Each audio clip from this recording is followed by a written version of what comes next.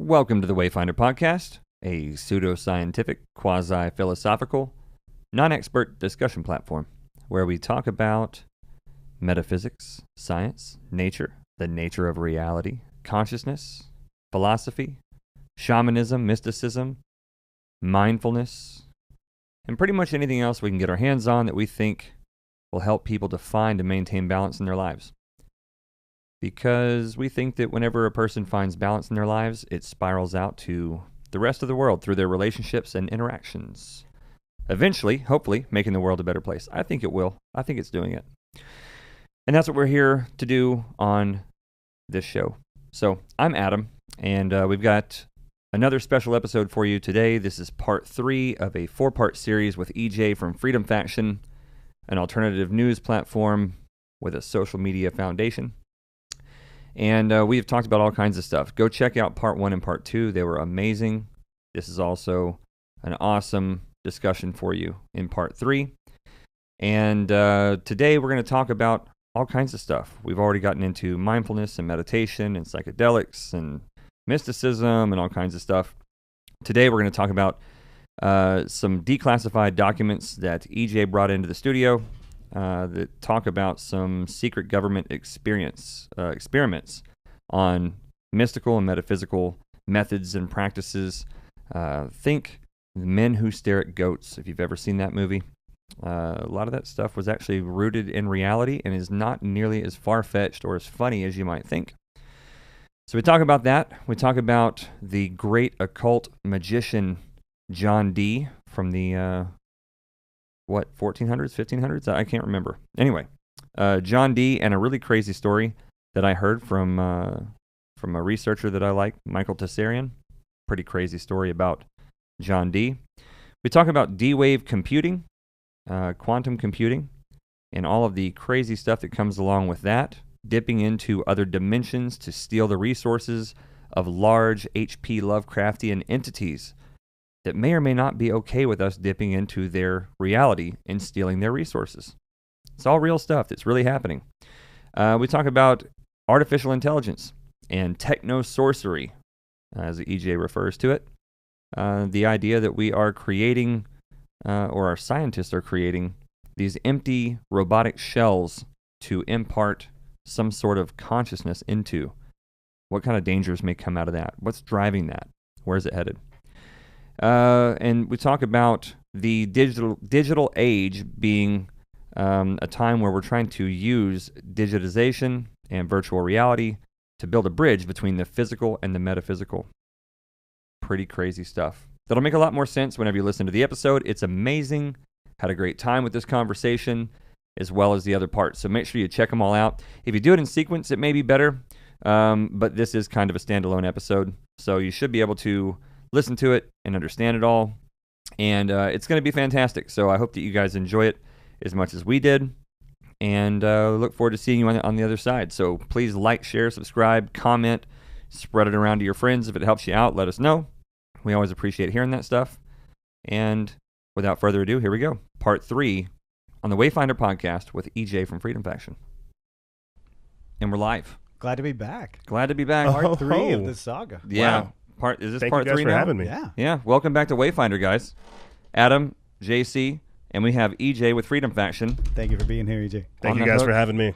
And we had a couple conversations yesterday that were just amazing. And so if you guys are just tuning into this, make sure that you catch those. It'll probably help you understand wherever we go, whatever labyrinth we delve into in this conversation, it's going to make a lot more sense if you go back and listen to yesterday. Yeah, part 1 was definitely part 1 and part 2. Yeah. Mind blowing. Yeah, I don't even remember what all we talked about. I know we talked about psychedelics for a long time. I think it was a really powerful conversation about psychedelics. It really was. I think so. And I think that laid a lot of groundwork for our understanding, because our understanding is not your understanding of what we're delving into today. Yeah, we're coming from different angles.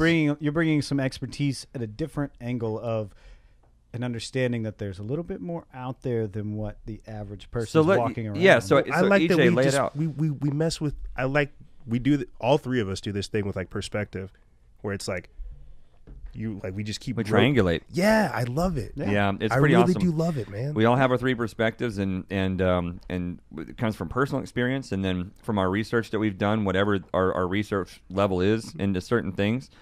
And so yesterday we talked about a lot of mystical shit. Some of that was wrapped up in psychedelics, some in meditation, mindfulness, whatever. But EJ brought this big stack of documents. It's so cool. And it's so on point. And every time, every few minutes, I would be saying something, or JC would say something about mysticism or about spirituality or telekinesis. And then EJ grabs his stack of documents and he pulls out a packet of papers and he's shoving it in our face. Going, look at this. And so we've got top secret declassified documentation scattered all over the table for you guys who aren't watching. If you're on iTunes or SoundCloud, and then if you're on YouTube seeing this, you can see the documentation that we've got that JC brought in or that EJ brought in. And there's a lot of stuff to cover here. So we've kind of gone over all the experiential stuff that I think we're going to get into, or at least most of it. But now we're getting into the documentation and the research. So today is going to be kind of digging into that stuff. I think it's going to be just insanely informative. And what we want to do is try to lend some credence to all these claims of a lot of the spiritualist claims and the metaphysical claims that come with the psychedelic experience and come with just leading a spiritual life, even outside of psychedelics. Mindfulness and meditation, all that stuff, exploring other realms and astral planes and whatever else. And so what EJ has done, true to form for him, is to bring a bunch of documentation to show us that there are studies that the governments of the world have done. Isn't that the fascinating part? Is Yeah. that all of a sudden we're talking about things that we've discussed at length and in private and on the podcast at times, and then we dove deep into it, and you're going, oh, there's been studies on what you're talking about, and I'm going, wait, I thought being such a niche thing, not everybody is taking psychedelics and talking about their experience in the way that they're trying to use it or understand it for a greater purpose in their own personal life, or how that can help other people in their world. And you're telling me that in the 80s, there's already been extensive documentation with scientists and government funding on things that we thought we had just happened upon. So I'm excited to at least get a tip of the iceberg into what there is out there documented and declassified. Oh yeah. So I know a couple of these I looked at 84. When did these become declassified? Do you know? I think they got declassified in the early 2000s. Early 2000s. But they were obviously like running these experiments since like the 50s. Really? I would say like 1947, that's whenever you get all like the UFO alien agenda stuff. Roswell was in 1947, right? Yeah, you have to look at like how this stuff goes alongside of it as well, because and we talked about this before, the trips, what else are they coming into contact with? Those are if you ask me, the aliens. Those are the extraterrestrials. How are we looking at communicating with them with this process, with the gateway experience? This is actually talked about in this specific document, where they talk about your brain being the gateway and how they have to induce certain states of mind to receive certain results. There's a gateway in our mind that leads somewhere out there far beyond this plane. Oh yeah. Where reptile aliens made of light cut you open and pull out all your pain. Well, that's a Sturgill Simpson song. That's a beautiful lyric to a beautiful song. Beautiful lyric to a Sturgill Simpson song called "Turtles All the Way Down." I don't know if we're going to be able to post a song, or I don't know what we can do with this. We can definitely put a link. But yeah, you can definitely go check it out. But it's a song about DMT and psilocybin. What's crazy too is if you guys follow some of the alien agenda, paranormal stuff regarding it, they too talk about some of the same shamanic philosophy, or some of the same shamanic experiences, going through and having their body worked on. Yeah. And having things replaced. Oh yeah, no, that's with pillars of light, beams of light, and things like that. And then you have, and this is why I've always found this stuff like so fascinating. You have like the military coming right after these people get abducted by whatever it is.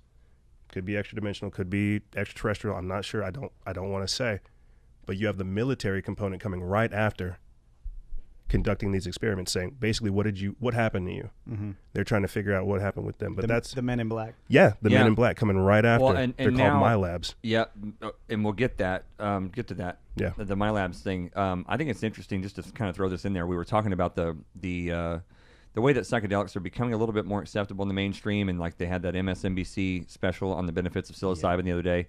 So along with that, you also have universities, the medical universities like Johns Hopkins, that's now calling for people who've met the machine elves, Yes. the clockwork elves.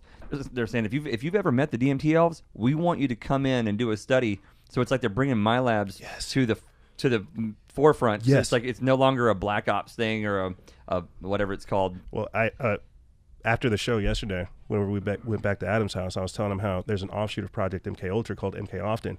I reported on it. I might, if you guys talk, I can pull up the article.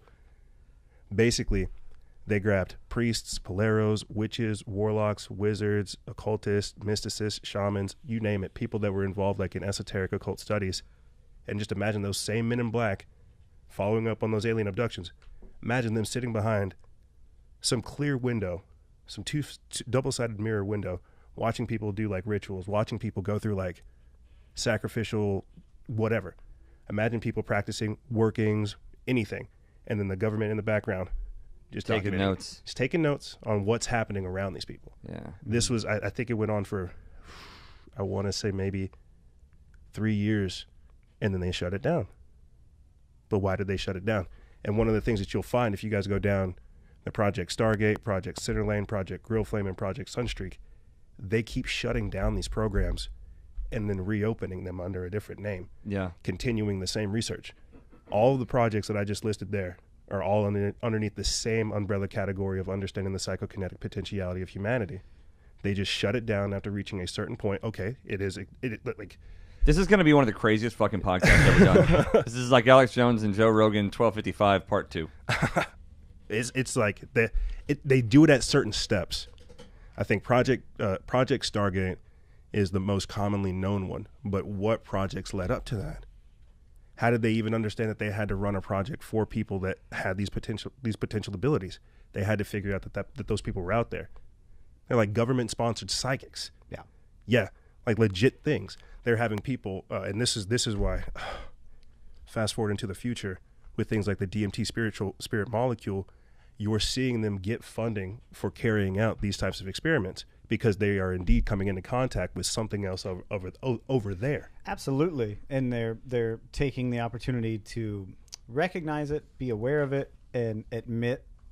And I think that's the big part. Is now we're getting the admittance. Yes. Yeah. You know, The disclosure. There's something about when a government body gets involved that the average American goes, oh, there's something to this. Yes. And there's a reason that they didn't get the average person involved. They didn't let us know about this for the longest time because they felt like for whatever reason they couldn't. But eventually you have to. You have to go, okay, we've done as much as we can. Now we have to I think I've referenced this in a podcast we did a year or so ago that you can go back and check out. But there's a movie and it's called Paul. Oh, I know which one you guys are talking about. And Seth Rogen plays this alien, and these two, guys, they're at Comic-Con, they stumble across, and he goes, you can't be real. You look too stereotypical of an alien. He goes, that's because the government's been fucking drip feeding you this for years, just in case we met, your brain wouldn't explode. Yep. Yeah. Right? They handle things in such a covert way, and they have a method to their madness, but sometimes their method is just a made-up method by somebody, and then when it stops working, they have to start changing games. I don't know if you know this about me. I'm ex-military. Nice. So in my career field, nice. In my career field, I was in the process of training and learning. I was exposed to things that were covertly done on a very minor level with how we handled certain things in the 70s, 80s, 90s, and then now, they don't tell me how they do those same things, but the things they got away with at that time, it's crazy. It's a very shifty, shady thing. Mm-hmm. So if we are now allowed to read this and see this is, like I said earlier, this is the tip of the iceberg. It's evolved, and now they're going, okay, we're going to put this there. I want to say one of the most dangerous things that might be said on this whole podcast is that anybody can go on to FOIA.gov, FOIA, Freedom of Information Act, whatever that acronym is, FOIA.gov, and you can go through declassified documents on the government website, and you can run keyword searches and all kinds of stuff. And I know EJ does this, and I know I did it for a long time. It's where a lot of the shit comes from. Yeah, this is all of these came from CIA.gov. So anybody that's a naysayer or that thinks that people that a lot of this information is garbage or whatever, you can get you can get this information yourself by going to FOIA.gov, and you can even fill out a request. Freedom of Information Act request. The applications are on there, and you can ask for certain information to be declassified. And it's only really through the efforts of a lot of people who are trying to work on getting this stuff declassified that it is becoming declassified. Mm-hmm. I want to put just to kind of timestamp everything. I think the reason why, specifically why this stuff is important to me is because we're talking about things such as 5G, silent weapons for quiet wars, frequency manipulation, and all kinds of stuff like that. Looking at this type of stuff, we're able to realize that there is another aspect to what we think of as reality, a whole other layer to our interaction and involvement with it. 5G manipulates that. It takes that over. I feel like that is why we are having access to these types of documents now, is because they are rolling out things to combat this other side of us. Yeah, I think so. That's 5G is something that we'll probably talk about today too. But this stuff here, I want to dig into some of the telekinetic stuff and some of the mystical and the psychic and the occultic documentation, because that's some of the stuff you got that honestly I've not seen. I mean, just any of this stuff. right. I'm gonna read real quick about this. Read real quick from this Army document. Yeah, that's talking about Project Centerlane, and this is from Lieutenant Colonel Busby. It says, "Sir, the INSCOM Centerlane project involves the use of psychoenergetics for intelligence purposes.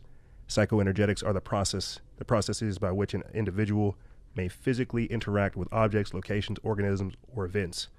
This includes such disciplines as psychokinesis, remote viewing, and remote communications." And what funny thing about this document, the first time I had stumbled upon it, I think was probably at least 2 or 3 years ago.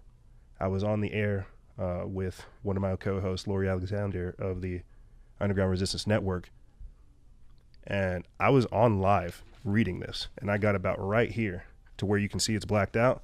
Mm-hmm. They terminated my transmission live. Really?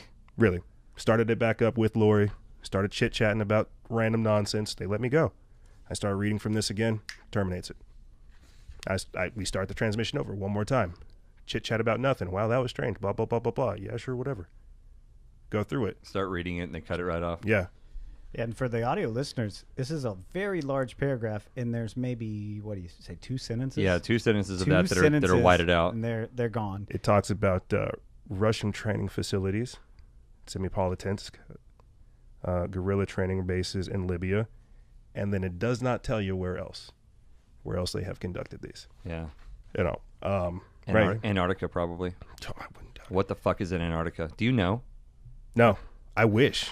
If anybody out there knows what the fuck is going on in Antarctica, we would really like to know. Yes. It would mean Metallica. We know you did a concert there. Did you see anything? Did you while see you were anything? in Are there Antarctica? tall Nordic aliens there? Are there German under ice Why are bases? the world's elite going there? Yeah, what are they doing down there? The Queen went there. Obama went there. How come Operation High Jump exists? I mean, there was, for you guys who don't know, General Admiral Byrd went down,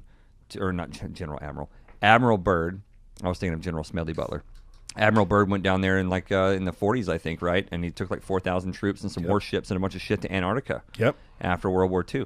Got his butt kicked. Got his butt kicked and came limping back with half the forces he left with in Antarctica. And there are rumors and stories about his diary or his journal saying that They locked him up. They put him they put him basically like in an insane asylum. They said, "You're not allowed to talk to anybody." Yeah, knock that shit off. Knock that shit off. They were like, he did TV interviews. You're not allowed to talk about it. Now you're crazy. Yeah. Now you're a crazy person. Yeah. Now he's crazy. He's like, an admiral in the U.S. military. He's like, we need technology that's capable of going poles. We're fighting against technology that has the capability to go to each pole within minutes. In minutes, yeah. We need to figure out how to step our stuff up. Yeah. And this is Earth. back in the 40s. Hollow Earth. Oh, dude. Well, We're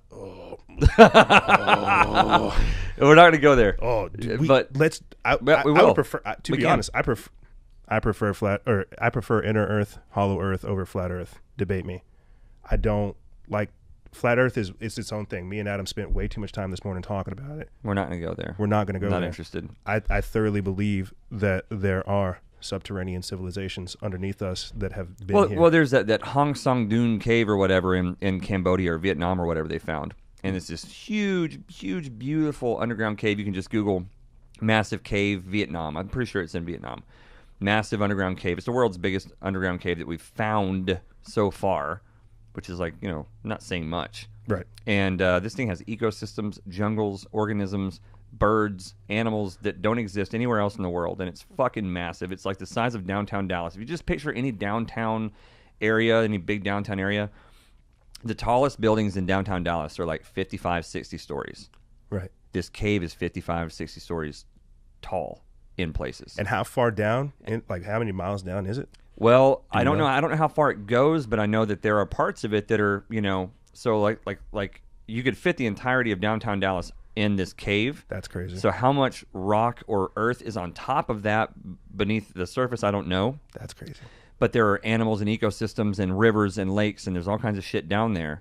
And this is one cave that some farmer found in his backyard, as what tends to be the case. People stumble on shit. It's like the Dead Sea Scrolls. Some farmer chasing his sheep finds the Dead Sea Scrolls. So that's one cave we know about. Mm-hmm. And it's just one. You know what I mean? So when the Ent people, the Native Americans have the Ent people of their mythology who took them underground during one of the last great deluges. Yeah. They have a whole mythology surrounding it. So when I think of Hollow Earth, I really don't think of it as being all that weird. It's not all that crazy to me. It's not really it's not a thing. It's not. Yeah. It's not a big deal. It's just there's caves down there. Yeah. And we know there's caves down there, and we know there's ecosystems down there, and we know that there are probably there's all kinds of different reasons that geothermal reasons why there could be heating, and the big argument against Hollow Earth is that it's too hot. You get beneath the surface of the Earth very far, and it becomes unlivable. And that to me is a pretty shallow argument scientifically. Yeah, I feel like there's a lot of ways that life would find a way. There's a lot of ways that the underground water and other shit could cool things down. In my view, at fear of sounding stupid, so like deepest parts of the ocean, is the water hot down there? Well, there you go. There you go. Yeah, the bottom of the Mariana Devil's Trench. JC. Yeah, there you go. I mean, that's it. The bottom of the Mariana Trench is 35,000 feet deep. It ain't hot. I was about to say, is it boiling no. water? Is that why we can't get there? Because it's boiling? Common sense bomb. But see, that's where it is. That's the perception. Yeah. Versus where we're actually like asking the questions. Like, does that make sense, or is that just what they're telling us? Mm-hmm. But to kind of pivot real quick, I'm glad we touched on that because inner Earth, Hollow Earth stuff. I find it very, very fascinating. To pivot back into things like psychokinetics, the energy, whether or not there's like entities underneath us living. We don't know. I hope so, but I hope they don't come up underground. What I'm trying to say is, I look into a lot of strange stuff, and there's something else to humanity. And there's a reason why they have to keep humanity in check. There's a divinity within us. Yeah, that it's hard to control if we're aware of it. Yes, it's easy to control us if we're not aware of it. Yes, if we're not aware of our own potential. Yes. So dig into some of these documents. Show me what we've got. Right now, it says our mission is as depicted on the chart. Conduct intelligence collection and counterintelligence operations utilizing all psychoenergetic processes available. Train selected personnel in state of the art, meaning this is a ongoing thing that they're constantly trying to invent new protocols. Yeah, this is the latest and greatest of what we've got. This is what we're able to see right now. State of the art psychoenergetic intelligence collection and counterintelligence techniques.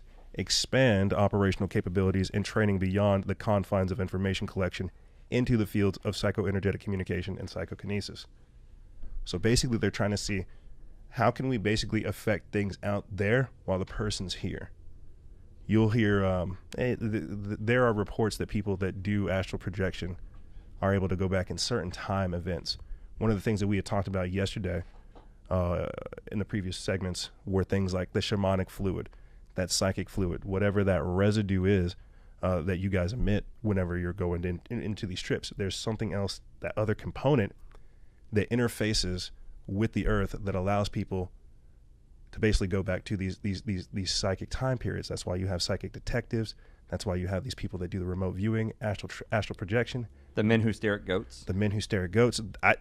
That's what this was. Yeah. So if you guys, what this was. You ever seen the movie the Men Who Stare at Goats? That's a lot of what we're referring to is the documentation that proves that those, although that was kind of a funny movie and it was kind of tongue in cheek, it does actually point back to a lot of actual government work. Yes. It's well enough documented that we have the shit scattered across our desk right now. Yeah. In the early, reading from this document, again, it says in the early 1970s, Serious consideration for psychoenergetics, primarily in the form of remote viewing as an intelligence gathering tool, received great impetus from what can only be described as astounding success in remote viewing, research by 2 laser physicists at the Stanford Research Institute International.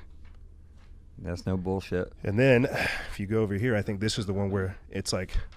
What is the name of that? What is the name of that paper you're looking at? This one is the Intelligencer, the Journal of U.S. Intelligence Studies, Volume 12, Number 1, from the summer of 2001. You could have got it for $12.50 back in the day.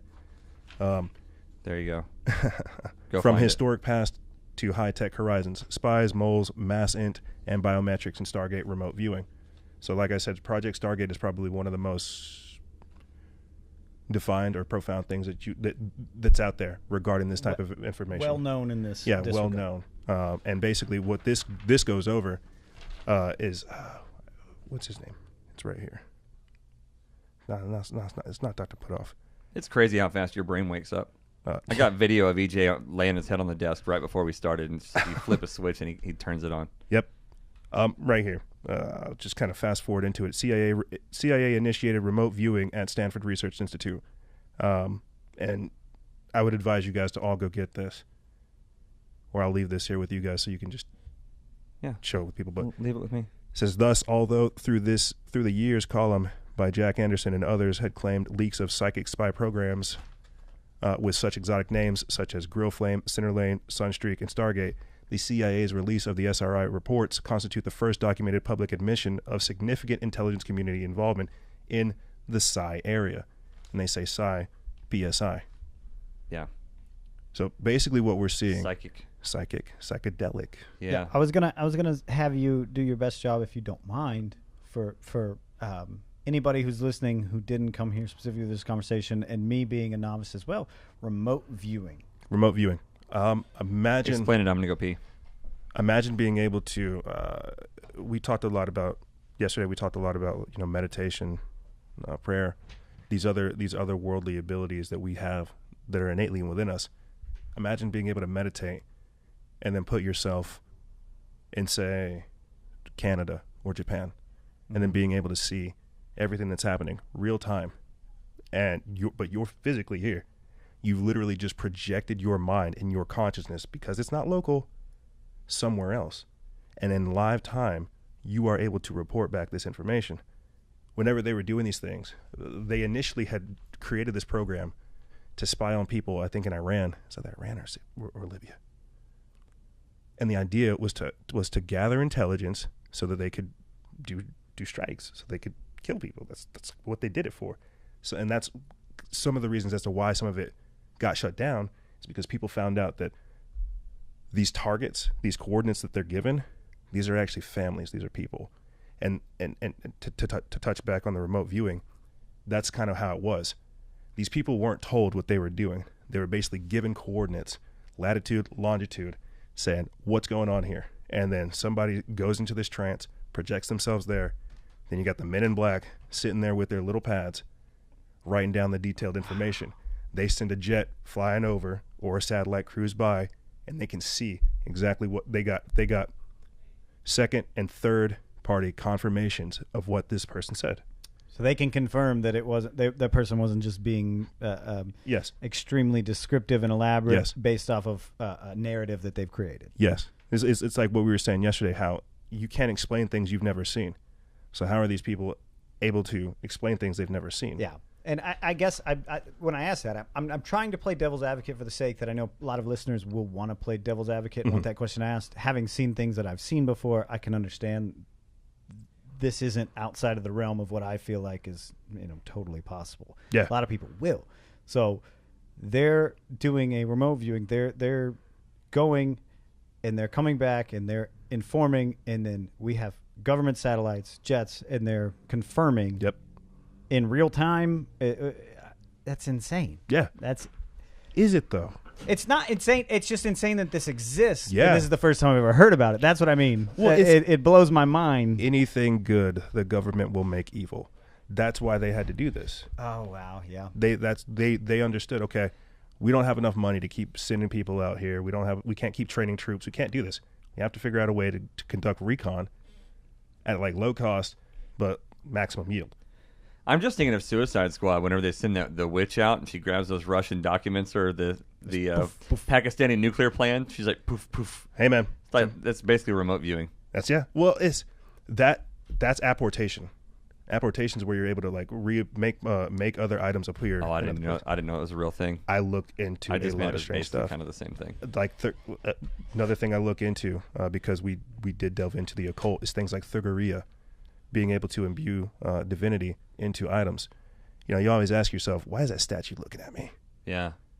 Well, is it a statue? Is that statue literally just the anchor for something else? Yeah. Does it have some sort of little porthole of consciousness that things are peeking through? Or and there are people that practice this. Yeah. That practice the imbuing of either entities, energies, or divinity into things. Wow. Yeah. I love you so much. I love you too, Adam. So remote viewing, did you get a good explanation on that while I was in the bathroom? Yes. Because I've tried to explain that to people and I can't.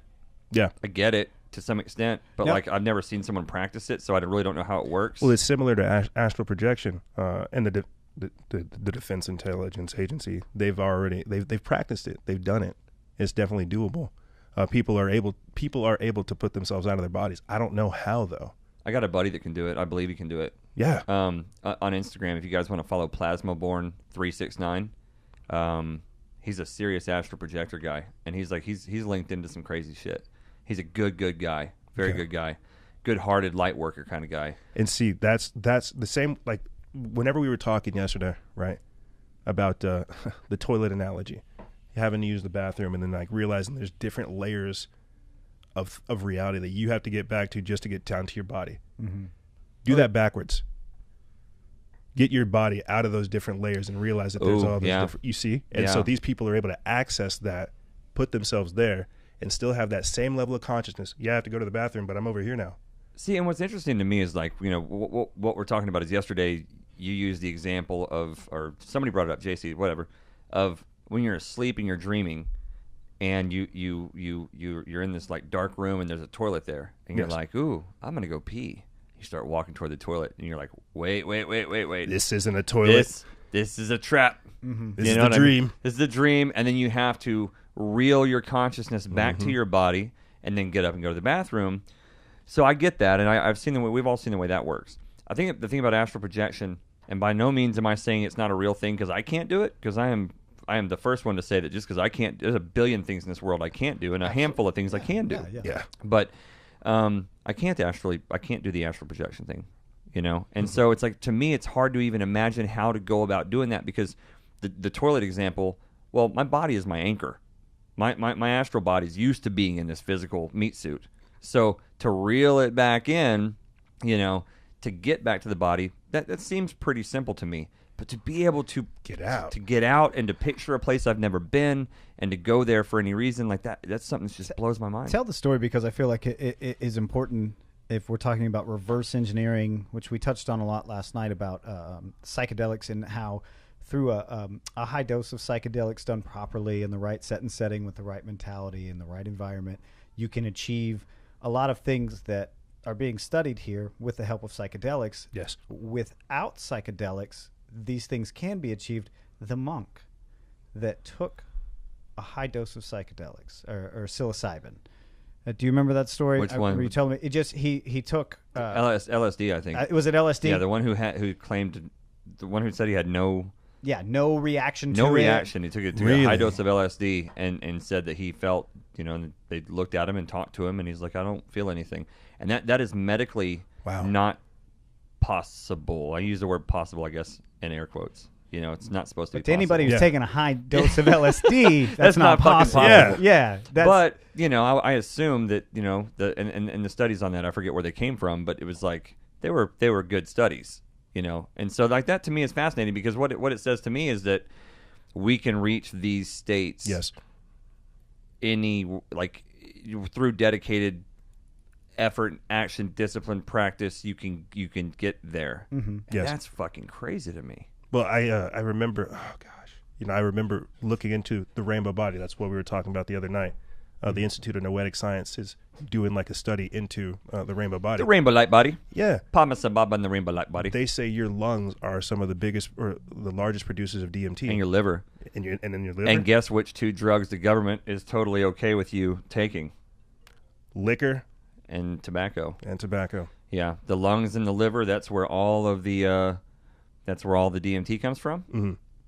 And those are the 2 organs that are targeted by the 2 particular drugs that the government is totally okay with you intaking. As I'm holding a jewel pod. Yeah, yeah. I am a heavy believer.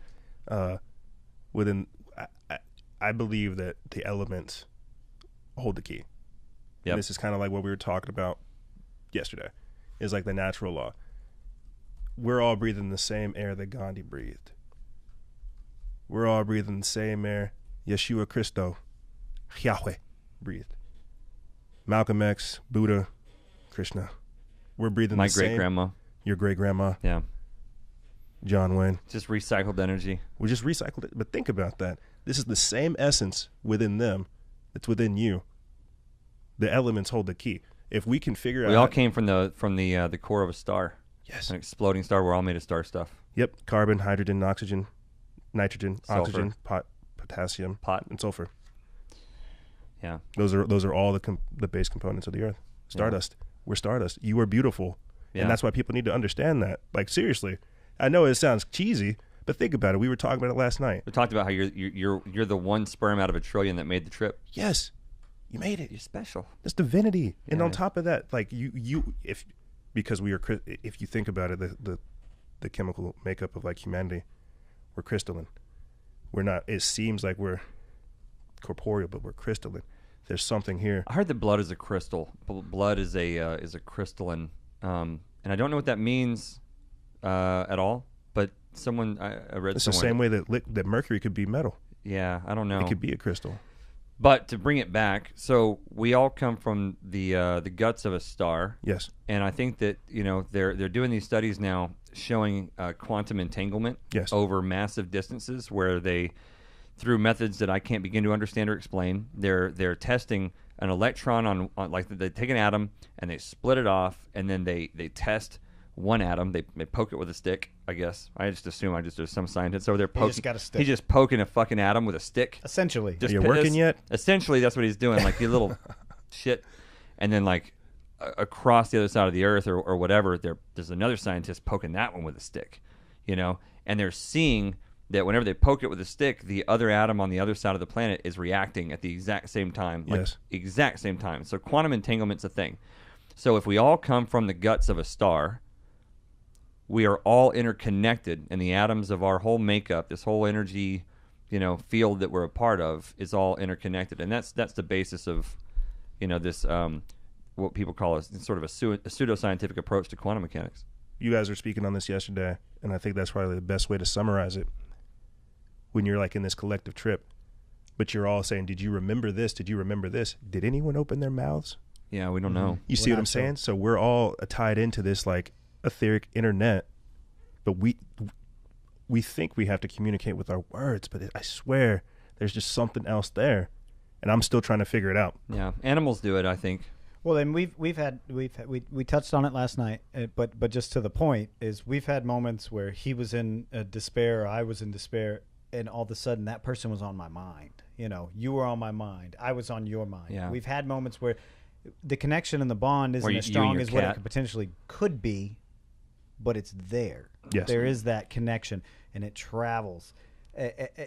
It's something that we haven't fully cracked the code on. Well, it's the same way that you guys are talking about the psychedelic work you do. Like, it's you're stepping into that path.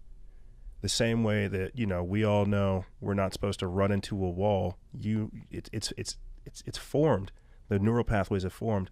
You're stepping into this path. You're aligning yourself to receive new abilities, new insights, new perspectives, new strengths, new weaknesses, because now you're more sensitive. Sure. Now Yes. you're a lot more in tune to everything that's going on. That's a little bit of a weakness because you're more subjective to things. It's not all gains. Exactly. It's not all gains. It is what it is. It is what it is until it isn't anymore. Well, we talk about being guts of the star, and you were telling me that in one of these studies, it's a study of light and how our bodies are producing this Yeah, light what is that's that? radiating. The photography thing? Yes, it is Carillion photography. It sounds like something that Superman would be involved in. Really? Or Star Trek. I don't know. Right now, I'll read from it. It's from an article from TM number 3, 1969.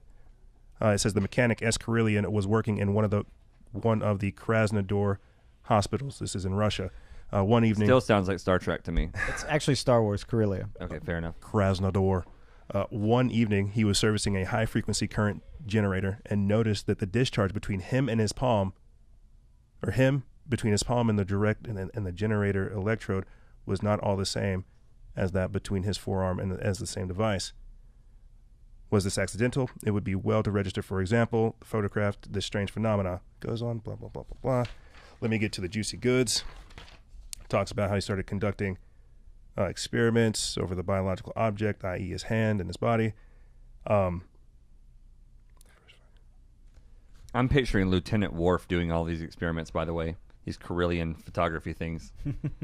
I just assume that it's a Klingon scientist. We talk doing about the work. light and forearms and hands. It just makes me. You gotta catch Captain Marvel. Yeah. Oh, man. Or Dr. Manhattan. I wish I had time to read all this to you guys, but it says, but photographing in a field of RF currents immediately revealed the physiological, quote, maladjustments that were hidden from the eyes. See the photograph attached. In the same way, it is possible to register the early stages of pathological processes in apples, tobaccos, and grapes, and not only in plants. They're able to document these types of things as well. They call it electrical photographs of sick human organs. And this is what I was telling you before, where they're able to take this type of some kind of photograph to where they're able to see how organs or different parts of your body emit light, and essentially, this is where we get the what's it called, where they put needles in you. Acupuncture. This is where we get acupuncture from, to release the pressure of the stress of the organs so that things can flow naturally. Because there are electrical currents that flow through our body along these meridians. Yes, and if you guys go, if we had time and downloaded this, and you guys read it, it tells you that. It goes into super depth about that. It turned out that Kurvatov had discovered himself to be in the capacity of a healer. He heals by the old benevolent method of laying on hands. For example, a patient comes to him and complains of a pain in the loins. Kurvatov concentrates, goes into a trance, stretches out his hands, and approaches the patient. Another instant, and the patient fearfully flinches from the burn, air quotes. It is literally as if a hot, dry compress has been applied to the loins. This unpleasant sensation does not go away after that for the full night. Sometimes an invisible heating pad aids. Karelian connected Kurvatov into the RF tank circuit. By the way, this operation is completely painless. Placed his finger under a microscope. The guest looked into the eyepiece and was shaken. From the pores and channels of his skin, protuberances were fiercely billowing. Whole schools of amoeba were creeping from place to place, first merging together into one blazing bonfire and then splitting up into pieces. Kurvatov carefully took his finger out and looked at it. Nothing. Again, he put his finger underneath the eyepiece, but the picture had changed radically. Now orange, violet, blue stars were scintillating. You're upset. This has changed the electrical state of your organism, of your organism, and the skin is kind of a mirror that reflects the internal bioelectric process. So they're able to find. I'm trying to process all this. So there is a link between the biological and the metaphysical. Yes. They're at the cellular level, whether it's the amoebas, the bacteria, all the microbes on our skin. We know that we have trillions of bacteria living inside of our gut. We are the god of their universe, or rather, we are their universe. Yes. Right? All the trillion bacteria in my gut don't know who I am. Probably don't know that I exist, right? But they've lived millions of generations inside my gut in a flourishing universe of bacteria. Their whole species, everything that they know, and then they're constantly battling my own pH levels inside my body. Right, your pH levels get fucked up, then the gut biome gets all messed up too. Right, so there's this whole universe that exists inside of us, and now we're thinking. Well, these documents are basically saying that we can photograph the energetic. I guess the energetic correlation of whatever's happening in that biology, right? You got a sick spleen. Well, it's not just the biology. It's not just the cells that make up your spleen. There's a light how would you say that? Kind of A light emittance. a light emittance that comes from that you can now photograph. Well, it's like if you have a bad diet or bad blood, it's going to show up in your skin. Yeah. If you have a bad diet or bad health, your light's not going to emit properly. There's going to be disruptances. You're not going to be able to receive or transmit energy appropriately. And so to take the next step, a person with the right psychic gifts and practice and skills can lay hands on a person, and now you can photograph the energetic exchange taking place between that person's hand and between the healer and the sick person, and you can actually see those psychic powers being transmitted into that person for the healing of that person. Yes, and there's photography of that. Very, very like, is that Reiki? Reiki, it's basically If you guys are familiar with Reiki healing, essentially, we're measuring it now. We can measure Reiki. They've been doing it for how long ago was that study? I think this was the 60s. Wow. So 1966. 50 something years ago, they were photographing Reiki healers and showing that the energy exchange works. Yeah, and if you bring up Reiki now, it's still considered woo-woo. It's still considered woo-woo as shit. And 50 years ago, they were photographing the fucking energy exchange. And this shows how the knowledge filtration works, because they were doing this stuff in secret. People were healing each other, and all this stuff, and then they photograph it, and they're like, ooh, there's something else here. Hush, don't talk about this. You know what I mean? That could have hit the news in the 60s, and you'd have had a revolution, a health revolution.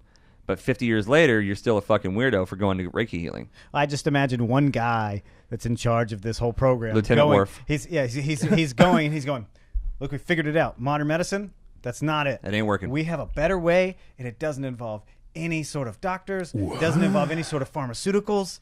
We don't need any of this stuff. We have a better way of doing it. And there are too many people making too much money and went, hey, there, how about a car crash? Why don't you have a car crash? You want to go for a ride? You sound crazy. I got a place for you. We should lock you up. Yeah. We're going to make this it's really crazy. No, honestly, we have measurable science here. It's yes, we work. do. And I think that's, to be honest, the next part of what technology is going to start doing. I remember reporting on how Sony has a TV that you can communicate with telepathically.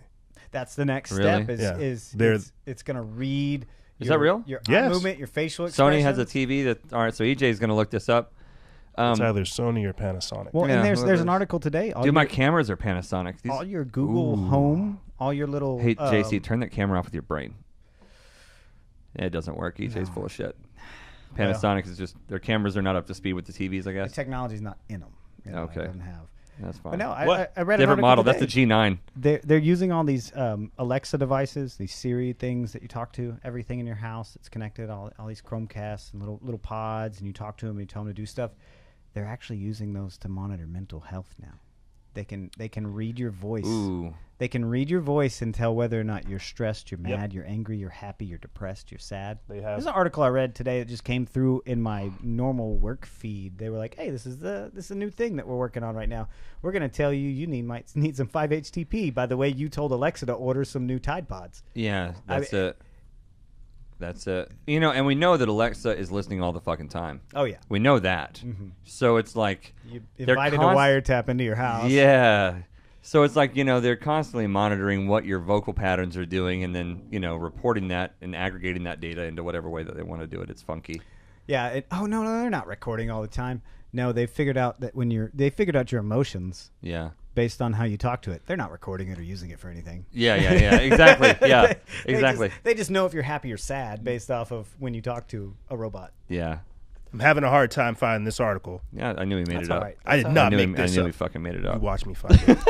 You watch me go back on my page and I'll find it. I'll be like, here it is, Adam. I know you didn't make it up. We'll find it. But I hate that this is sometimes how my mind does process information. Is like literally like in no, those you just got to do it. And I have to go back and like the same way you were like 2 years ago. Yeah, I can remember that for sure. This blah blah blah blah blah. My brain's just like, oh, you mean that article from blah blah blah blah blah blah blah? Yeah, March 2016. Yeah, for sure. This blah blah blah. Blah. This is what they're talking about. Well, it's not like you're overcrowding it with tons and tons of information scattered everywhere. So, I mean, no, it's fine. So I believe you. So there's a TV that can a psychic remote control. Well, so I'm going to save $100 on a remote control now because I can do it with my brain. Because I used to get I used to have the universal remotes. Right. If I could just do that with my brain. But would you want that? Would Fuck you? no, would I you wouldn't want them that. pick- But I'm just saying that's the picking thought up on your- process. That's the thought process that goes into it. Yeah. Like convenience over fucking, over sanity and In the world we adherence. live in, convenience is Oh, king. man. Convenience is king. Yeah, Real quick. bring me the fucking wiretap. Let me put it on my coffee table, and then that way I don't have to go to my phone and type in when I want a chicken pot pie recipe. I can just yell it across my house. Who gives a shit where the information goes if it's listening to me all the time? Why not? Yeah, might That's as well. what they What want. could, what's the worst that could happen? They could just figure out your patterns, your behavior, and modify your behavior. Yeah. You start showing you stuff that you think you want to see, then all of a sudden you're looking up stuff that you didn't even think of. Well, the thing about all these all this documentation is that it shows that all the woo-woo hippies like us are doing things that work, and they work so well that the government has been spending gazillions of dollars for 50 plus years Yes. trying to understand them better. And when they're bringing in, gurus and kahunas and roshis and, shamans and wizards and all this shit from all over the world, all these different cultures and stuff like that, and they're bringing these guys in to study the mystical experience. And this is where we segue into the truly freakishly fucking weird. Let's do it. Real All quick. right. Can I Go do your thing. Keep going, put man. a tail in? I want to put a tail in on this. Just You don't so even have to people put a can- tail in on it. We still got meat left. Go. Weeks of strange experiments began in which both the magician and the experimentalist himself were the subjects. Kurvatov put his hand quite close to Karelian's head and literally poured hot lead over him. However, he didn't say anything and didn't look into his eyes. This means there cannot even be any talk of hypnosis. The heavy sensation did not leave Karelian all night, and it was as if his head was on fire. He was trying to think of where the energy had come from. After all, Kurvatov was not some kind of living generator, and even the guest himself acknowledged that while giving off energy, he did not feel fatigued. The next day, Karelian photographed fingers, his own and that of the magician, in the high-frequency field. One could clearly see how the luminescence bent around the biological object separately. There was no doubt both fingers were charged with electricity of the same sign, but what makes the touch of Kurvatov cause a sensation of heat? This is just the point sensation. In transmitting heat, one expends energy. After all, sensation can be produced almost without energy by transmitting simply information. And what did the experiments say? Karelian checked the dielectric properties of the skin on Kurvatov's hands. This is the point. The resistance was 3 to 5 times higher than the usual values. Of course, the dry, rough skin of the hands of the person occupied with physical labor may have such properties. But after all, the palms of the Sibisli, the magician, Who knows? Yep. were pink, soft, and just like a baby's. It is of the interest as to how the guest is, quote, charged while being locked up in a bathroom before each seance. Summarize that. Basically, they're saying they're able to document that each part of your body has that it emits its own field. Yeah. And this is kind of where I wanted to talk to you guys about things like the mudras or the mudras, The mudras, yeah. where you're using these Yeah. to create some kind of field. Yeah, that's what it is. You see, to where it emits something. You're creating a charge, or you're creating like a circuit to where otherworldly energy or whatever that is, the ether, I don't know. Yeah. Whatever it is working through you, or you're focusing it. Like, why? I don't know, this is going to sound silly, but why is it like in every movie or every video game or any comic or anything that Doctor has a- Strange is a good one. they always have to use their hands. It's like Yeah. the emission. It's like the emitting point, or like they have to call it forth with like a word. It's like either you're getting your brain chemistry on point, or you're lining up your thoughts to do something. So what is it that you're doing? Well, we know that acupuncture works. Oh yeah, Like, there's just not a conversation worth having. Yeah. you feel in it the work. opposition. It makes a huge difference. People, and you can see. I mean, muscle spasms that people have suffered from years or months or whatever. You stick a few needles into some meridians in their body, Yep. and you just see a muscle spasm just fucking blow out and just relax Yep. all of a sudden. So that it works because we're electric beings. Yes. We're electrically conductive, and pH. A lot of people don't realize this, but we talk about pH balance. The pH balance. If you look into the work, what changed my perspective. One of the many milestones in my life that changed the way that I perceive reality and I think about everything is the work of Dr. Jerry Tennant. I think it's Tenant. I can't remember. Heard him on Coast to Coast AM when I was like 18, 19 years old. 15 years ago, and he's actually here from Dallas. He's from Fort Worth. Nice. And he I'll kind of leave out his backstory because it's just long. But the point is, he wrote a book called Healing is Voltage, and he talks about pH, and he's the one that opened my eyes to the reality that pH, potential hydrogen, we think of in terms of acidity and alkalinity, which is biochemical, right? When you think of acidity or alkalinity, it's biological or chemical, right? Mm-hmm. But potential hydrogen is actually, you can take a pH level, and there's a direct conversion method to turn that into voltage. pH is a measure of voltage. 7.3 on the pH scale is negative 25 millivolts. And it's a static scale conversion across the entire pH scale. It's a measure of electrical voltage and conductivity, period. And all of a sudden you realize, we all know, I mean, you know, if you have any sense, you know, you've done any research, you know that pH is a big thing. It's important, right? You don't want to be massively acidic or massively alkaline in your body. Right. And as soon as you realize that pH converts to voltage the same way inches convert to feet. I mean, it's that static. It's that simple. Then you realize we are electric as fuck. Yes. And water, hydration, water's conductor. It's a conductor. Yeah. And whenever you're dehydrated, right, then your acidity goes up. And guess what it means when your acidity goes up? It means that your voltage is going down. Your electrical conductivity is going down. Wow. And Dr. Tennant started doing studies with these little voltimeters, these microvoltimeters, and putting them on different parts of people's bodies whenever they would have ailments. And he found that there was always 100% of the time, there is an electrical malfunction around the illnesses in a person's body. And that goes right back to these pictures of a spleen that's damaged or that's not working right. You take pictures of the light that's being emitted from that organ, and it's not right. Mm-hmm. The light is not right. We can't see it visually, but it's silly to me to think that certain roshis and healers and shamans and stuff can't see that. That's certainly the stories that they tell, and certainly the testimonies of the people who are doing this healing tell you they can see it. Yeah. It's just a sense that most of us have lost. Mm-hmm. Yes. Well, it's like I'll read stories, or I'll hear people talking about, you know, how they'll go through shamanic experiences, or how they'll take like ayahuasca or something like that. In the same way I'm talking about people being abducted and going through these types of experiences, these people who have no knowledge of like all the alien stuff that's out there, they're reporting on the very same experiences, but they're using light to do the work on the bodies. Yeah, it's always light. Yeah. That Sturgill Simpson song that we were talking about earlier, you know, he's talking about DMT, and he says there's a gateway in our mind that leads somewhere out there far beyond this plane where reptile aliens made of light cut you open and pull out all your pain. And most people have no fucking clue what he's talking about. Mm-hmm. If you've ever done DMT or a lot of these things, you know what he's talking about. Some trippy stuff. If you don't know that there's something really based in truth there, then you're like, oh, that's some crazy, that's some really crazy imagery. But if you talk to especially people who are deeply experienced with this stuff, way more than I am, with ayahuasca and DMT, but like particularly ayahuasca shamans. Yes. Pablo Amaringo, the late great Pablo Amaringo, has written about this a lot. Did a lot of artwork on this, but there are light beings out there that operate in a place of pure light. Yes. That will operate on your body. Graham Hancock's even written about this. He's had these experiences where he's been dismantled in a place made of pure light and put back together, and people have had crystals inserted into their bodies that are later found, by medical professionals and stuff. And light is a funny thing. It's a funny word. Yeah. Too. It's a very funny word because, you could consider lightning the same thing, just a different delivery mechanism.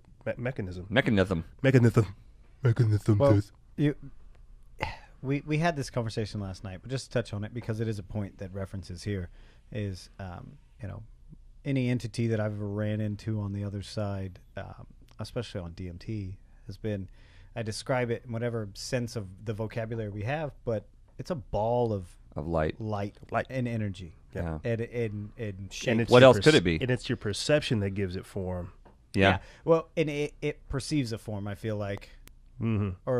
Or assumes the form. Will assume a form, but at first it will show you a form in a sense of a blinding vibration and sound and light, and then all of a sudden it realizes you can't handle that, and then all of a sudden it assumes a form, and then now you have some frame of reference that it knows that you're cognizant of.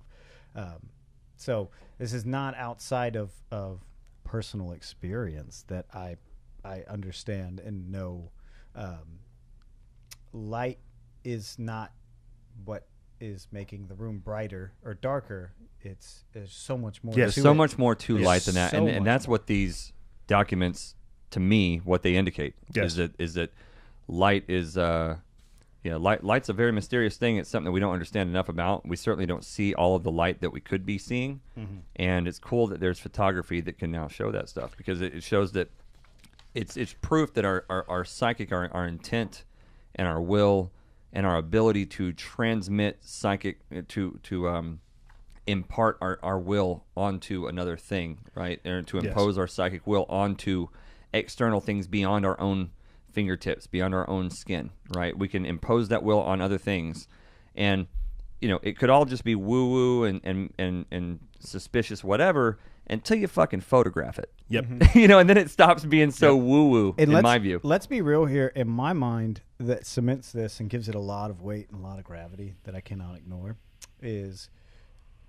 this is 2003 that this is published, 1983 is when. but it's from 1983, That's just one. and we're talking about these photographs and these things that were taking place long before the 80s. Yeah. So if we're just now privy to technology, let's talk about the technology revelations of the 1960s and what was like banging that everybody had in their household. It wasn't an iPhone, okay? Yeah. So this is what they're allowing us to. Yep. Yeah, we have understand and Tupac doing holographic concerts in 2017, and then in the 60s they were photographing Reiki healing taking place, in a different light spectrum. Yep. So if now we have proof that it can be done, they already knew it could be done. Yeah. And they didn't go, all right, it can be done. We'll stop worrying about that, or we'll stop messing with that. And so now it's 2019, and your average Joe Schmo with a teaspoon of DMT can go visit the aliens and interact with the light beings at will for the course of a year. We're talking. On a teaspoon of DMT, you could get, 25 people can go visit the aliens about 25 times a piece. In 2019, what can they do? We're talking about. Alex Jones talked about it on the Joe Rogan podcast. What is CERN? What is the Large Hadron Collider? Why are we talking about dimensions? We talked about this recently. It's something that JC hadn't looked a lot into. And real quick, I want to read this real quick, and I'll let you guys have it. Spider-Man Into the Spider-Verse. I got to go to the bathroom. Yep. I'm reading from this document, American Journal of Modern Physics. They put this out June 8th, 2016, but they published it December 25th, 2015. These and they're talking about ITEs, invisible terrestrial entities of the first and second kind. You guys are talking about things that are born of light. Let's stop and just say that again. These documents, these declassified government documents, Yes. that you're looking at, Yes. are discussing and confirming the existence of Invisible terrestrial entities of the first and second kind. end of fucking sentence. Just stop and pause. I got to go to the bathroom. Go for it. Jeez. I'll let you guys think. It's deep shit. Down the rabbit hole with EJ from Freedom Faction. The man does his research. It's still bizarre to me that, once again, and I'll touch back on it, we have had conversations about things that we didn't know were possible Yeah. through our experiences and First-hand experience. first-hand experiences. And then tried to make sense of them together in conversation. Mm-hmm. And then you find out 50 years ago this was not only known, but it was known well enough that the government was like, we should put some money behind this. We should put some people behind this. And they started on it that long ago. So we're late to the party. Oh, yeah, man. You know, We already missed it. the fact that we're allowed to have the conversations, talk about the conversations now, means they've either figured it all out and have a grasp on it, or went, well, we've probed and done enough that at this point, It is what it is. it is what it is. The train's already We moving down the really tracks. Don't know if there's any damage that can come from just letting everybody, but we'll definitely get some intel. Yeah. So now the leash has been lengthened. Mm-hmm. Well, one of the things that we talked about last night at my house whenever EJ came back and we started talking, I'm going to slow play this so that hopefully he'll walk back into the room at the right point. But Terrence McKenna did some lectures, and he was big into mysticism and the occult and esoteric philosophy. And he was extremely well read, right? And so you can listen to his lectures, and a lot of people listen to Terence McKenna like from a psychedelic standpoint. But you can also listen to him if you're interested in mysticism and the occult. And like he really talks about witchcraft and magic, you know, like some real crazy shit. And not necessarily encouraging the practice thereof, but certainly just an understanding of it. Well, he had that theory. The time wave zero? Or? Well, no. Just it's plausible. It's possible. Yeah. Not it is or it isn't. Yeah. It's totally possible. And if you can and- approach anything from that perspective, then now you're fully understanding. Yeah. things. Yeah. So I precursor anything that he ever did with the fact that he embraced any theory that existed. He wasn't ever. afraid to talk about something. We're talking about Terence McKenna now that DJ's back. Talking about Okay. Terence McKenna, and I was gonna roll into that whole John D scenario that I laid out last night at the house Yes. because we're Yes. just about to dive off the fucking deep end right now. Yeah. What are you talking about? Are you going to get into the duat too? Ooh, yeah. Well, I wasn't, but we can.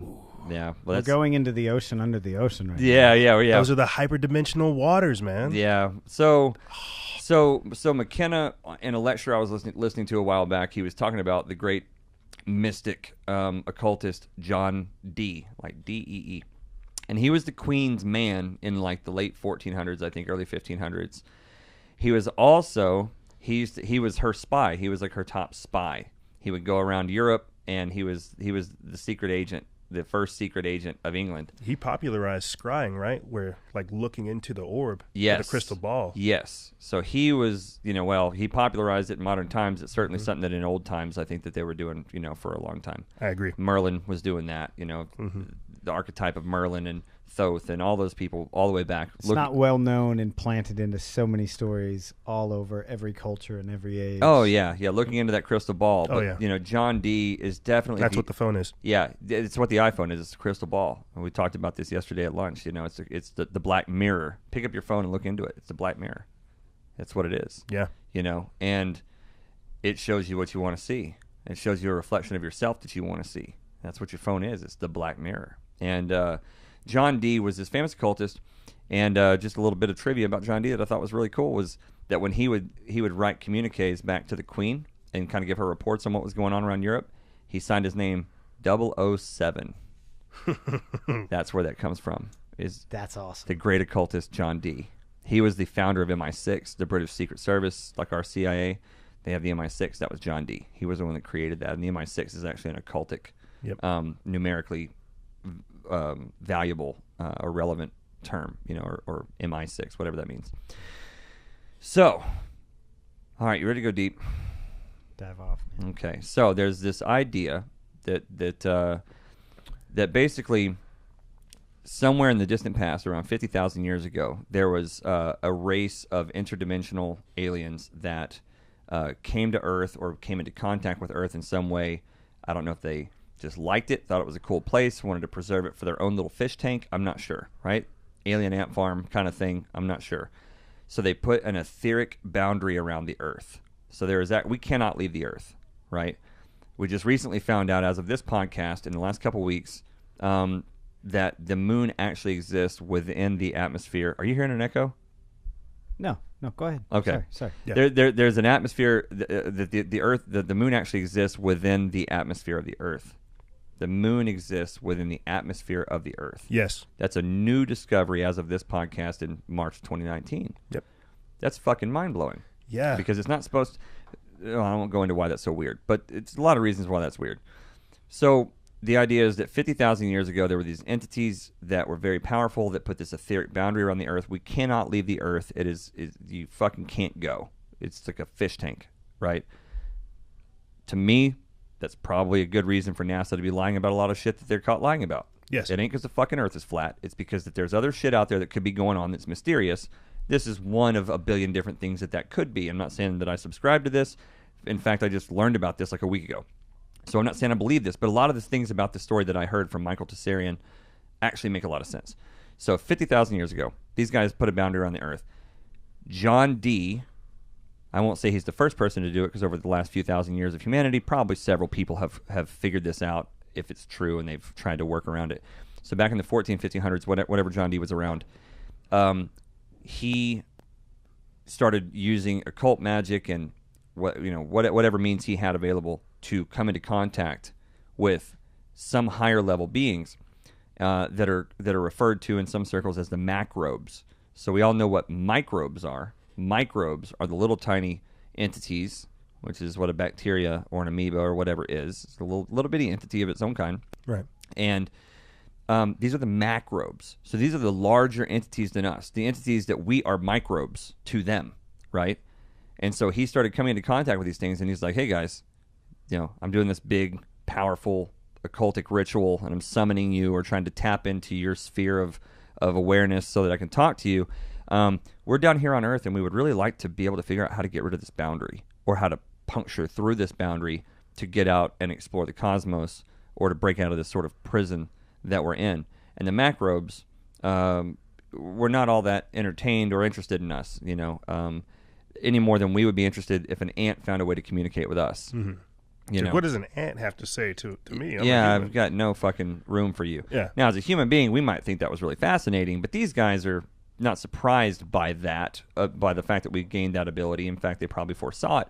Like, about time. Yeah, and they're just like, fuck out of here, And so they said, yeah, we can give you the information, the technology the understanding to do away with this boundary or to get through the boundary at will or whatever, but you can't handle it. We'll just feed you the information, but you won't be able to download it. He's like, fuck it, I'm smart, I can do it. What do you want for it? Because he knows, they're not giving this away for free. They're like, well, we want blood. Lots of blood. Okay, that's cool. I can do that.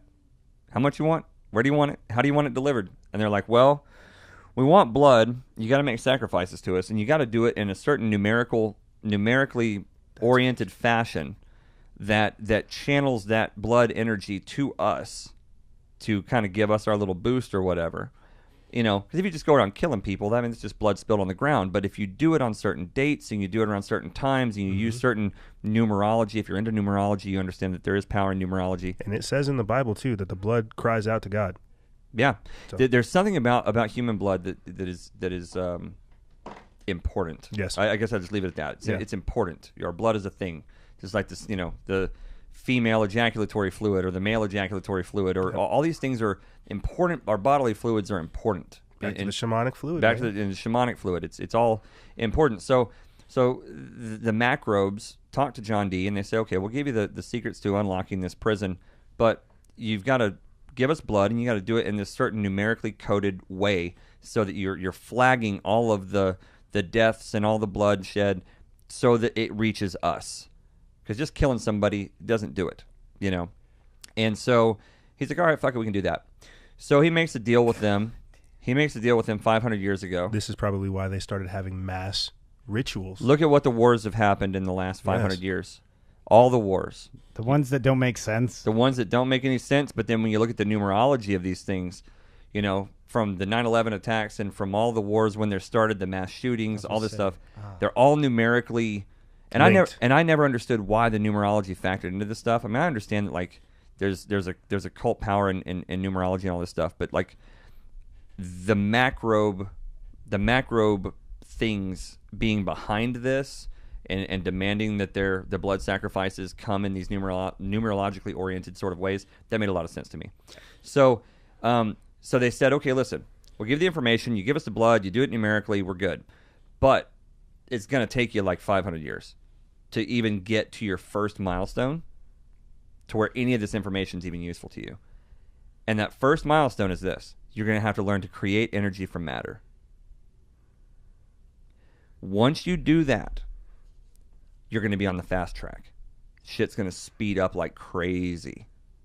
And then your second milestone after that, which is going to come a lot faster, is going to be is once you're able to create matter from energy. So first milestone is create energy from matter. Second milestone is create matter from energy. What are they doing at CERN? So, create energy from matter. What's the atomic bomb?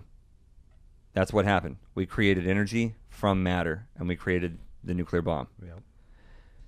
What has technology done since then?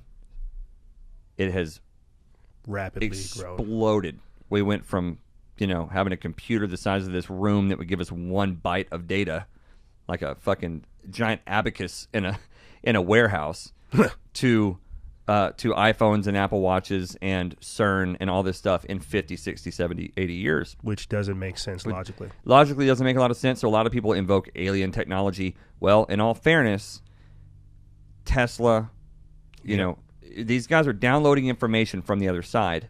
And so anyway, back to the macrobes in John Dee's day. Okay. So they start downloading information to John Dee, and he's like, I can't handle this. I need more of my homies that are up to snuff, that are my smartest, best occultic friends, right?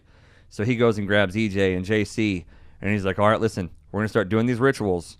I'm tapping into some shit. I need your help downloading all this information because I can't create enough diagrams, enough drawings, enough writing. I can't get this information out fast enough. So I need you guys working on this part. I need you working on this part. So we talked yesterday about the Corpus Hermeticum and how it spawned the Renaissance, or how I think it played a role in the Renaissance.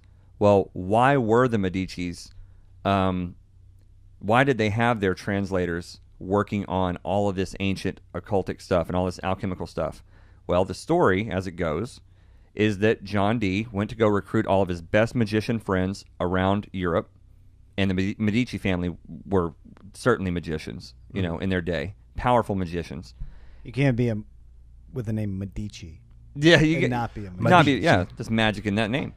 So, so John Dee went around and said, guys, we got to really get to work on this, and we got to really start unlocking some secrets, and we got to start cultivating a place where this information can be downloaded better.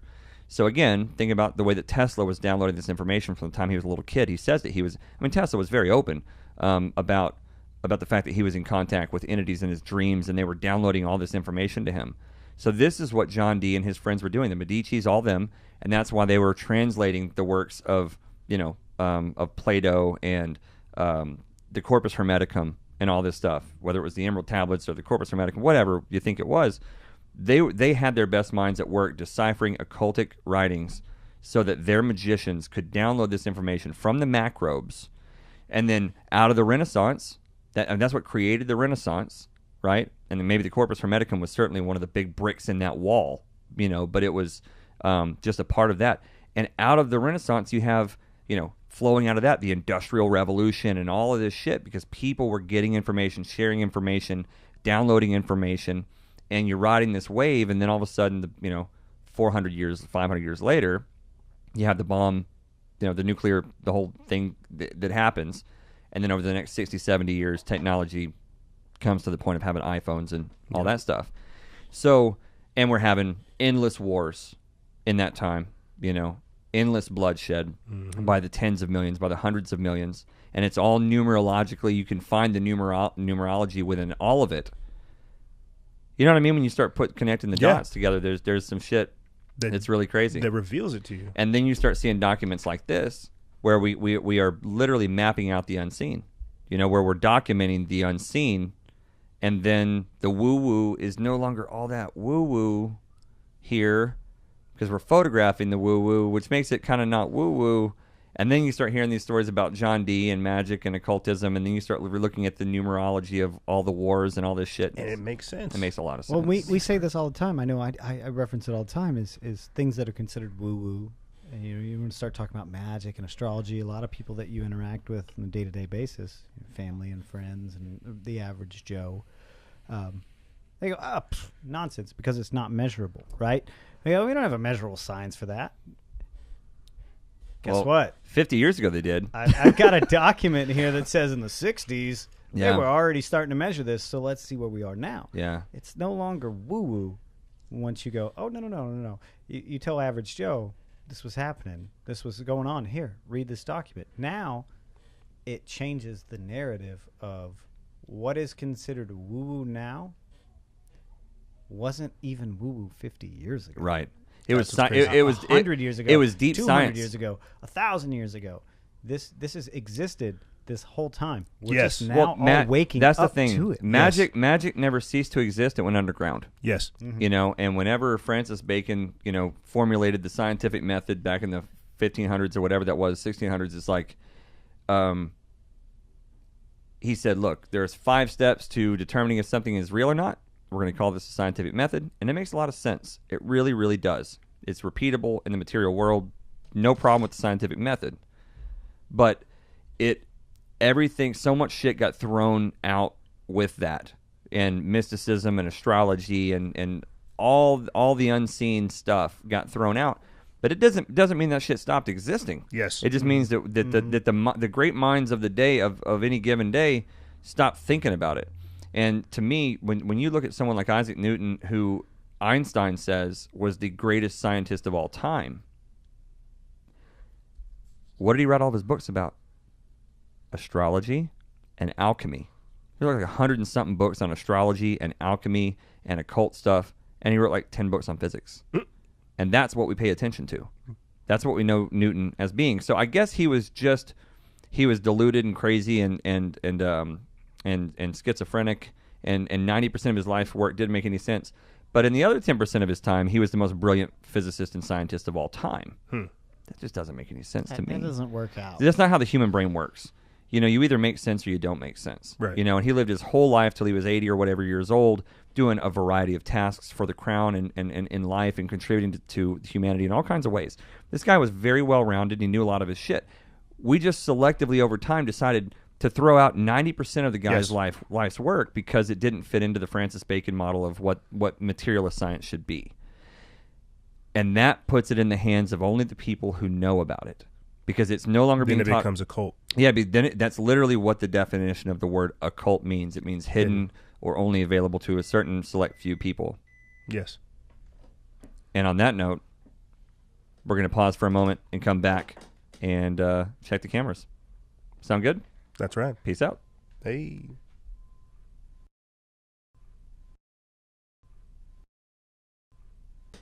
All right, we're back from the break. We're going to make this quick. We're going to wrap this up. That's right. Get it done.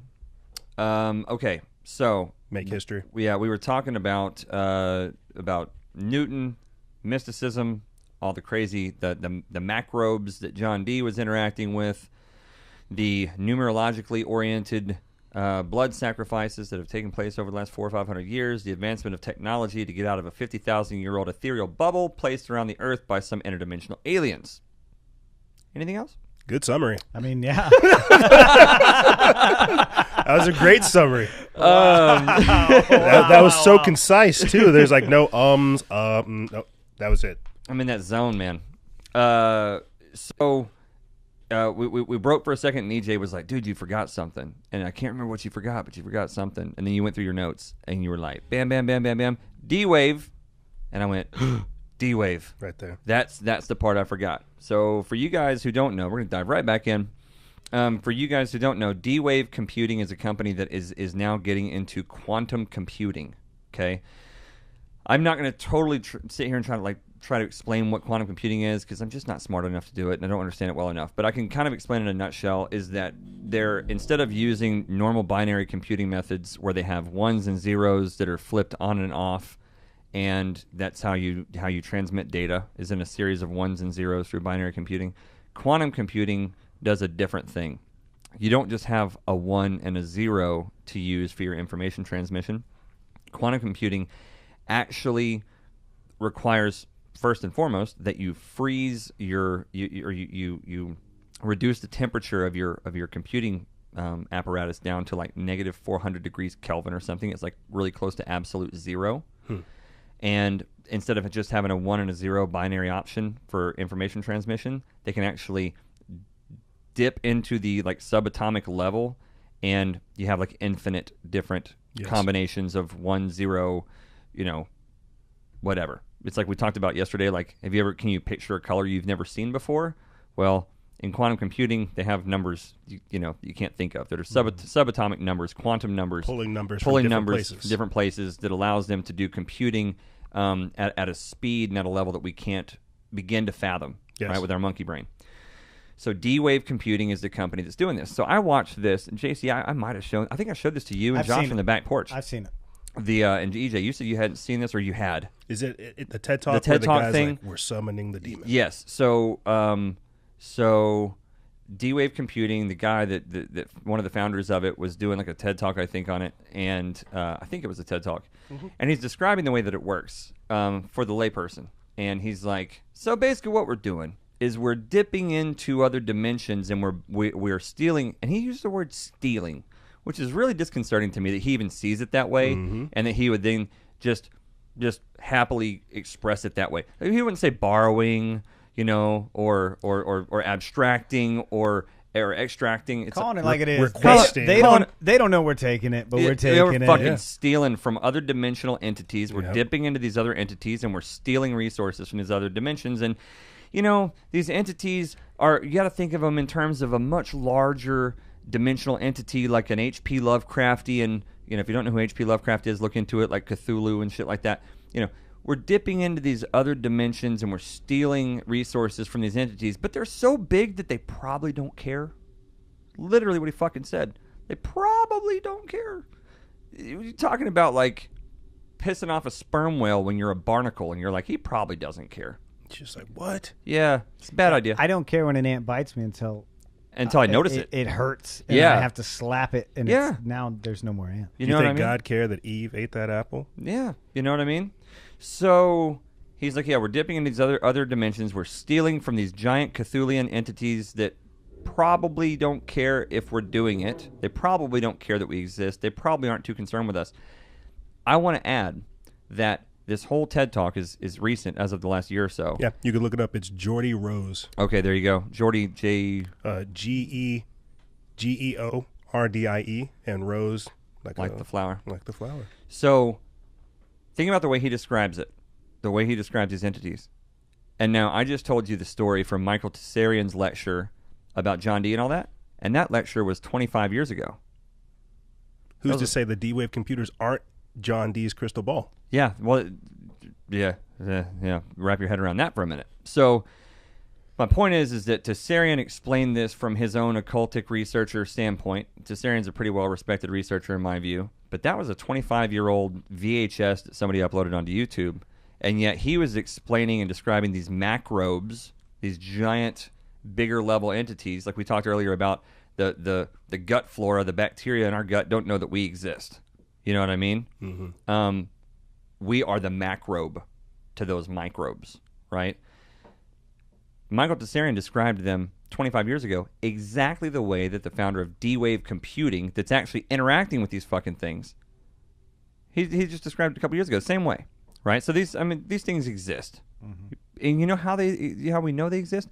Because quantum computing works. Yes. It fucking works. There's no one that, the truth is what works, and it works. And so the guy who founded the thing, and he'll even tell you he don't know how it works.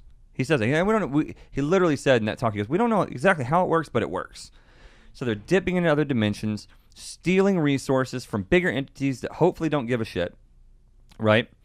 And sounds a whole lot like the macrobes from the John Dee story from Michael Tessarian. And so it but looks, instead of sacrificing people, they're just saying give them these phones so we can still interact with them. Yeah, maybe so. Do you think the phones are connected to that? I think so. I think that there's definitely a tie-in there. I don't know where it is, but I think that these bigger, extra-dimensional entities that do exist, because if they didn't exist, then the founder of the D-Wave Computing company that's doing this, that's now under contract by NASA and every government agency you can think of, they're using D-Wave for their computing mechanisms for the really advanced shit. They're using them at CERN, I think, and other places. Mm-hmm. But they're just open with it.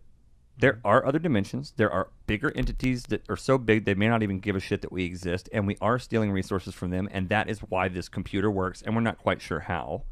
You know what I mean?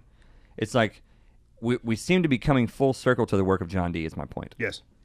You know what I mean? This is Techno-Sorcery. Yes. That's we are using technology. Elon Musk said with AI we're summoning the demon. Yes. And that seems to be, to me, what's going on. Well, that's why I made the connection between the crystal ball and the D-Wave computer, and the black mirror we call our phones. Hey, I'll admit something to you. Yesterday when you said at lunch, you pointed out that my phone was a black mirror. Yeah. I didn't ever really make that connection. I did the show on Netflix, the Black Mirror show. Yeah. That trips everybody out. I didn't know why it was called Black Mirror. This whole time I was confused. And then yesterday we were talking about it, about our phones and stuff at lunch. AJ goes, yeah, your phone, that's the black mirror. And I looked down at my phone, and I looked at it, and it was a black mirror, and I went, fucking mind blown.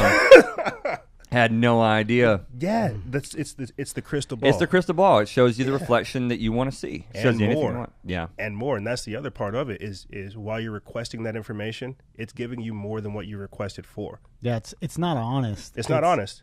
It's biased. It's biased. It has to what you need to see. Well, what you want. what it wants you to see. What it Yeah, wants not you need, to see. but want. Yeah, what it wants you to see. That's right? why Google's already garnering your guys' our search results. That's just the physical looking at it, the digital aspect of it. But the metaphysical, spiritual aspect of what technology does, the implications behind it are crazy. Yeah. It not only does it dumb us down. I mean, I could go into a whole full blown rant about how I feel like the EMF field that the phone emits messes with your biofrequency. I want to pause you right there because I think that sometimes we say things like that and it's so abstract that people just can't get it. So there is a video out there. I mean, you could do it yourself, I'm sure. But this is what changed my whole perspective on the way I look at the EMF frequency that my phone emits. Mm-hmm. Was there was like a video of someone setting their phone on the pavement on the sidewalk and then calling it, and there was a bunch of ants around the phone. And the ants, as soon as the phone started ringing, the ants all change and they start marching in perfect circles around the phone in these perfect streaks. It almost looked like when you lay a magnet on glass and then you throw metal shavings everywhere. And it makes a shape. The ants started doing that based on the EMF that the phone was receiving or transmitting or whatever. And you're holding this thing up to your head. Yeah. Mm-hmm. You know what I mean? It's a real thing. And this is why you'll never see me answer the phone like with speakerphone. I never answer the phone like right off the bat. I always just go straight to speakerphone. Well, and we here, we have a technology company. You've seen what we do, and it's very nice. We install wireless systems. It's one of the many things that we do here. And so we know a little bit about wireless systems. We have to have an understanding of we know about and how much power, how many volts. We do spectrometer analysis and stuff like that of places and heat mapping and stuff like that. We do that for a living. It's what we do. A lot of people claim that, but we fucking see it. I'm sure sometimes you guys can see whenever some certain waves are bouncing off of other things. Well, all the time, because we have to. That's what we do heat mapping and spectrometer analysis for, is because we have to. We'll go into a big shopping center, and set up a Wi-Fi system, and we'll walk around with a little spectrometer, and we see what the heat map looks like, and then we have to engineer a system that works based on that. And you can see where there's massive interference and where things are really fucking things up. And that's why you and I were driving in my truck yesterday, and I was like, yeah, if you turn on my XM, I'm listening to Joel Osteen or whatever the fuck I'm listening to, I'm driving down the road, and all of a sudden my XM cuts out. Yep. You look up, you're going to see an elf tower or a Gwyn tower or whatever you want to call it. You're going to see a tower every fucking time. Mm-hmm. If you're driving around, guys, listening to this, and you hear something, you're listening to XM and it cuts out, look around. Guarantee you, 99% of the time, you're going to see a Gwyn tower and elf tower. If that thing is powerful enough, I'm just telling you, if the signal density is so powerful on that thing that it's interrupting radio. To disrupt a satellite signal coming from outer space, what's it doing to your brain? Exactly.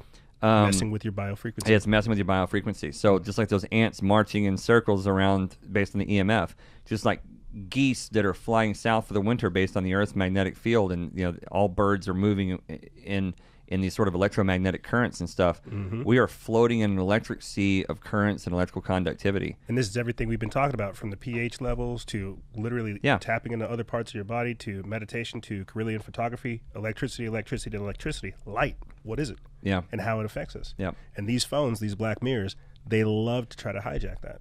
We're broadcasting a frequency. Something is interrupting it. Yeah. Going back to the John D thing. Let's do it. D-Wave computing. Let's do it. We're going to wrap this up, and then we're going to move into part 4, which is going to be fucking awesome. Part 4, I'm really excited about. We're going to close out this 4-part series with EJ from Freedom Faction. If you guys have enjoyed the first 3 parts, the 4th one's really going to be awesome. We'll get into that in a minute. But to wrap this up, artificial intelligence, Techno-Sorcery, sliding in from John D, the macrobes, and into AI as Techno-Sorcery, right? CERN, the Large Hadron Collider in Switzerland and Geneva. So with AI, what are we doing? We're creating a synthesized pseudo-human intelligence. We're creating something that has the capacity for human intelligence, right? Like the whole point of AI is we want it to pass the Turing test. Yes. We want it to be indistinguishable from a human being. So if JC is chatting with an AI, that AI is going to pass the Turing test if it's able to convince JC it's a human. That's how it passes the Turing test. So we're modeling this whole AI apparatus on human consciousness and getting it to mimic that human consciousness. Let's just assume for a minute that the soul, the human soul, is a real thing. Yes. And that AI probably doesn't have it. We're creating the capacity for human consciousness that is actually devoid of human consciousness. And I believe that just like if you dump water on the ground and then you poke a hole in the ground, the water is going to rush into it. We're creating the capacity for human intelligence into an empty vessel, and that higher level intelligences or consciousness must flow into that, just like water must flow into a hole punched in the ground. Yes. It must. And the essence of magic is the direction and the flow of these energies. That's what magic is about. And so going back to the John Dee and all of his sorcerer friends, which we can safely assume that these guys didn't just die with John Dee, right? That they still exist in different societies that are at the helm with all these scientific. They practiced it and passed it on. Yeah, practiced it and passed it on throughout all these societies and stuff. Magic never dies. You said it. It doesn't. It just goes more and more occult. Yep. More and more hidden. So, there are people now. What the founder of D-Wave Computing may not have any idea what magic is. He may not believe in it. May think it sounds stupid. He by his own admission, doesn't know how his own invention works, right? But there are people who do. There are people who are sitting back going, "Ooh, this makes a lot of sense." We should let this guy keep doing Let that. him keep doing his shit. Fund this fun. project. We should We fund should this fund guy. his fucking pants off. You know what? Let's just take care of this guy really, really well. Yeah, just keep the money flowing. It sounds like a good investment from a financial standpoint. And then they go home and have their fucking rituals and Put on the black robe. you put on the black robes and do the Bohemian Grove thing or the Eyes Wide Shut thing. I mean, that's what's happening here. This shit's not just Hollywood, right? And so,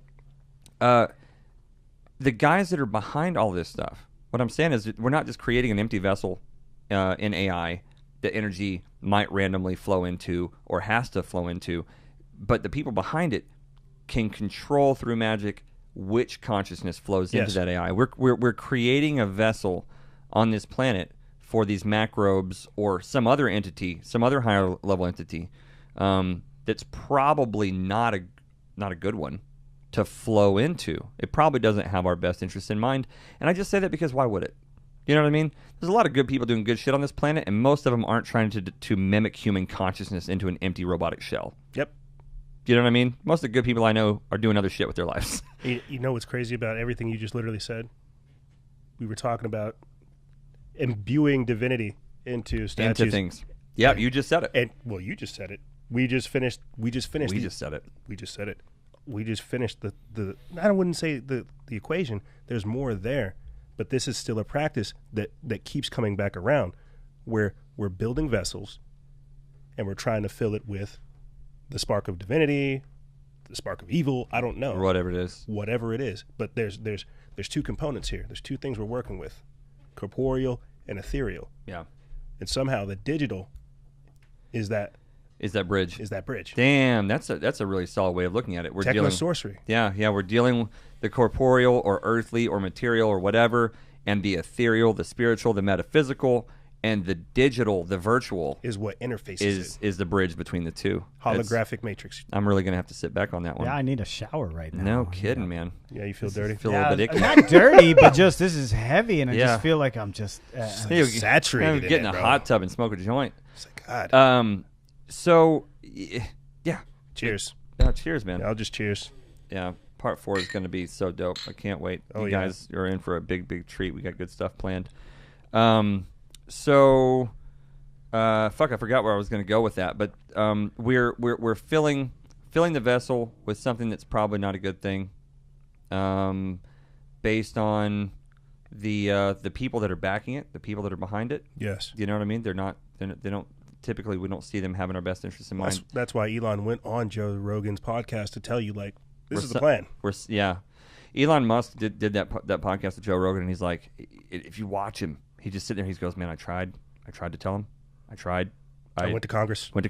Talked to all the congressmen. They don't fucking care. Nobody wants to listen. You know what I mean?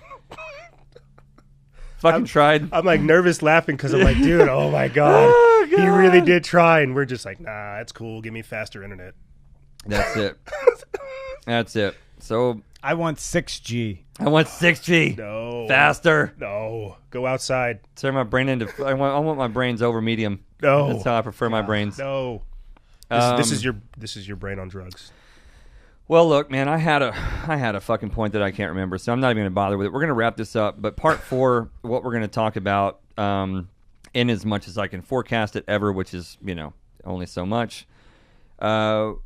We've dropped a lot of information in this part and the previous 2 parts. We've talked about psychedelics. We've talked about mindfulness. We've talked about, everything under the sun that I can think of.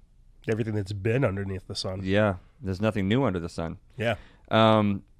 And so in part 4, we're going to wrap this up and say, what do we do about this? What do we do in our lives that can make the world a better place? What can we do in our lives that's meaningful to combat this techno-sorcery, to combat this hyper-materialist, hyper-imperialistic world around us, in a place where to look within and seek divinity and to love and understand others is treason. What do we do with this information? What can our sphere of influence be in life? What does it mean to have meaningful friendships? What does it mean to have a good relationship with yourself? What does it mean to parent your kids in a helpful way and to be a force for good in the world? Purpose-driven work. Purpose-driven work. That's what we're going to do. We'll wrap it up. So we'll see you on the other side. May the light be upon you. May peace be within you. May you be a sun on the paths of all men. On behalf of Adam and JC from the Wayfinder Podcast and EJ from Freedom Faction, peace the fuck out. Love you guys. Later.